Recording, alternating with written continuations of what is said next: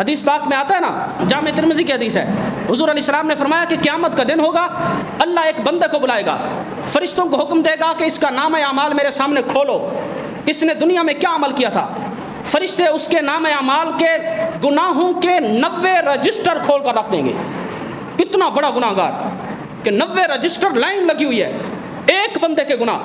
اللہ اس بندے کو کہے گا، فرمائے گا پڑھ اس کو، کیا تو نے دنیا میں یہ گناہ کیا تھا؟ اب وہ بندہ پڑھتا جائے گا، سارا پڑھ لے گا۔ وہ کہے گا یا اللہ اس میں ایک بات بھی ایسی نہیں لکھی جو میں نے نہ کی ہو، میں اقرار کرتا ہوں یہ سارے گناہ میں نے دنیا میں کیے تھے، مجھے یاد ہے۔ اللہ فرمائے گا کوئی نیکی ہو تو بتا۔ وہ سوچے گا، سر جھکا لے گا، شرمندہ ہوگا، عرض کرے گا مولا کوئی نیکی بھی نہیں ہے۔ جب وہ شرمندہ ہوگا اور 90 گناہوں کے رجسٹر اس کے سامنے کھلے ہوں گے، اللہ فرمائے گا اے میرا بندہ تیری ایک نیکی مجھ رب کے پاس محفوظ ہے۔ تو وہ کہے گا یا اللہ وہ کون سی نیکی ہے؟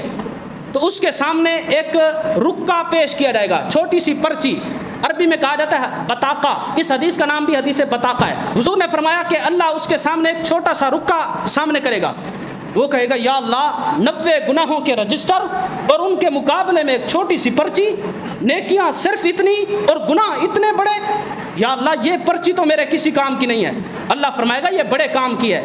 فرشتوں کو حکم دے گا کہ اس کے 90 گناہوں کے رجسٹروں کو اٹھاؤ، میزان کے ایک پلڑے میں ڈالو اور اس دوسری پرچی کو میزان کے دوسرے پلڑے میں ڈال دیا جائے۔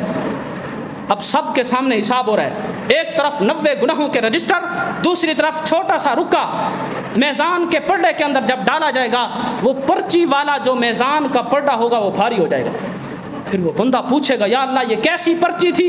اللہ تبارک و تعالی ارشاد فرمائے گا اے میرا بندہ یہ تیرا ایک مرتبہ پڑھا گیا کلمہ طیبہ تھا، جو تو کلمہ پڑھ کر مسلمان ہوا تھا نا، یہ ایک مرتبہ پڑھا گیا تیرا کلمہ طیبہ مجھ رب کی بارگاہ میں اتنا مقبول تھا، اتنی مقبولیت کی پرواز پر تھا کہ تیرے 90 گناہوں کے رجسٹر ایک طرف اور تیرا پڑھا گیا کلمہ طیبہ دل سے وہ ایک طرف۔